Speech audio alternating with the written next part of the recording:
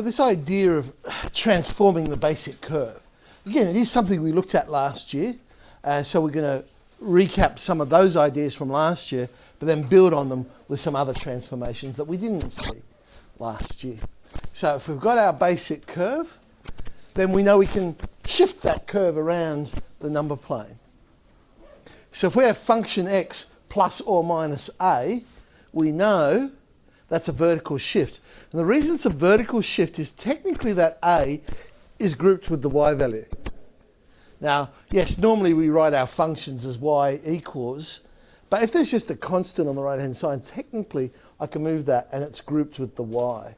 I guess that becomes more obvious in things like circles, where we actually write it as y minus 2 all squared, and that tells us the shift of the centre of the circle.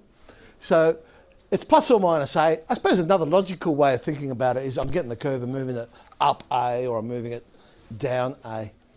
So that's our vertical shift. We're going to replace y with y minus a, if you like. So there is random curve, y equals function x. Ooh, if I'm going to move it up a, in fact, every point's going to be moved up a. Ooh, look at that. We get our new curve, function x plus a. So whatever our basic curve is, we've moved it up.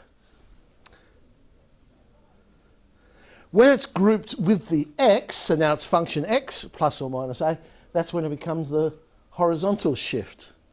So we're going to shift to a units to the right. So in this, that would be the other right, of course. We're going to go b units to the other right, which is sometimes called left. So we're going b to the left, and then we're going to move that one to the left, and then there, woo, look, all these points are going to the left. And we get our new curve, the dotted one, function x plus b.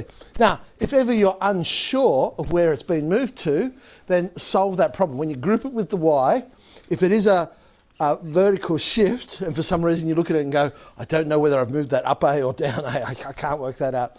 Move that constant with the y and just ask yourself the simple question, what would make that equal to 0? And then that's where 0 has been moved to. And again, when it's grouped with the x, if you're unsure, ask yourself, oh, x plus or minus a, what would make that equal to 0? Oh, that's where 0 has been moved to. Okay, we have this idea of stretching curves. When we multiply by a constant number. So constant times function x. Again, technically that's grouped with the y, because it's not inside the function itself. So it could actually be looked at to see as y over k. Now if k is less than 1, we'll end up with a shallower curve. If k is greater than 1, we'll end up with a steeper curve. Let's just, whoop, there we go. So if k is greater than 1, because what we're basically saying is the original y value was function x. I'm now getting every y value multiplying it by k, which I've said is a number greater than 1. So I get a bigger number. So it's like stretching it vertically. So what happens with the curve is the x-intercepts, they would stay the same because 0 times k would still be 0. So the x-intercepts aren't going to change, it's the y. So basically it's the range that is affected, not the domain. The domain stays the same. And if it was smaller than 1, well then we're multiplying by, say, a half. Now the y values are getting smaller, and so we'd be pushing it down. But again, it's the range that's affected, not the domain. All right. So domain remains the same. X values are key points. Those x values will stay the same, but it's the y values that will change because it's the range that's being affected. And as I said, those x-intercepts, trust me, they are the same. They are the same. Now, if it was x divided by k, that's the other way around, because it's going to stretch horizontally. But interesting, if k is less than 1, it'll become a steeper curve. If k is greater than 1, it'll become a shallower curve. Let's have a look at what I mean. Whoop. There's one where k is less than 1, because what we're saying is, originally to get this y value, I substituted in x. Now to get that same y value, I'm substituting in x divided by a number. So instead of getting, let's say k is 2, and substitute in x, I'm now going to substitute in a half x. So the x-intercept was over here, but now it'll be a half times that x value. And so the domain is getting pushed in by that factor of what? In k, whatever k is. So in this one, the range is not affected because you'll notice the height of the curve, those turning points, they've stayed the same, but it's the x values that have changed. So if it was x divided by k, it's the domain that gets affected rather than the range.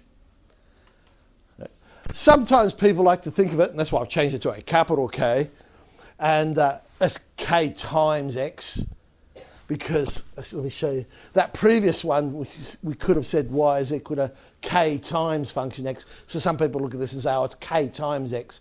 But you just remember, if I'm multiplying it, I guess, by a fraction, then that x value is coming in. If it's by a number bigger than 1, I'd be pulling it out. So there's an example of where k would be bigger than 1. And so maybe that's 2. Pull it out. There's the x value. Or, if you think of it as that way, that would be capital K is less than 1. Again, if you're ever unsure, just sub numbers in and go, well, hang on, what's going to happen here? How would it change? Okay, so the range would stay the same in this one. The y values of the key points, they're staying the same. So the height of those turning points, they're the same. It's the x values that are changing. The y-intercepts in this case will stay the same. Reflecting curves. So y equals negative function x. So that's where we get the original curve and we simply reflect in the x-axis. Because whatever was a positive number is now a negative number, and whatever was a negative number is now a positive number. So there's random curve. The x-intercepts will stay the same then, because negative naught is, of course, naught. The y-intercept was down here at negative something. It now goes to positive something. The turning points, again, I've changed the sign of the y values, and woo, there we go. Y equals negative function x. So a reflection in the x-axis, as opposed to function negative x, which will be a reflection in the y-axis. So let's do that one. The y-intercept will stay the same, but now the x-intercepts are going to swap. So I've moved this green one over here to that purple one. Here's this big green negative one goes to a big positive purple one. And over here on the positive side, this green one becomes a negative purple one. The turning points, again, I'm reflecting on the y-axis and the dotted line. So we just flip it vertically rather than horizontally to get function negative x. Well, here's an interesting one. Function 2a minus x. Sometimes you see this just written as function constant minus x, but I like to write it as 2a minus x because then I can work out where the reflection is a lot easier, because it turns out to be a reflection in x equals a. So if you just think, if you see some books that'll say, oh, it's function constant minus x, but you reflect in k divided by 2. I personally just think it's easy to go, oh, 2a minus x, I'll reflect in a. No. Yeah, so basically we're replacing, a bit like our substitution we did with integration, we're just basically replacing x with 2a minus x. There's our function. I'm going to reflect over there in that green dotted line, x equals a. So any point on that line will stay the same. Let's look at some other key points. My y-intercept, I've reflected through the vertical line. Now the x-intercepts, I've reflected them over. The turning points, and there we go. I'd end up with that particular one there. That's an unusual one. You don't get asked that one very much at all, to be honest. But it's there. If you see some function, constant number, think of the constant number as 2a, and then you'll know which vertical line it's reflected through. 2a minus function x, so now instead of it being grouped with the x, it's grouped with the y, if you like. It'll be still reflected in a, but now it's reflected in y equals a rather than x equals a. So, whoop, there we go. Let's put in there's y equals a. And similar thing, any point that lies on that line will stay the same, of course.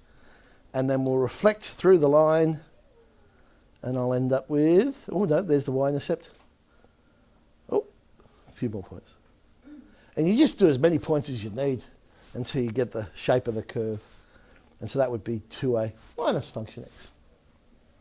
Again, an unusual one, but... All right, so, hey, Cambridge, we've got just a couple there to play with.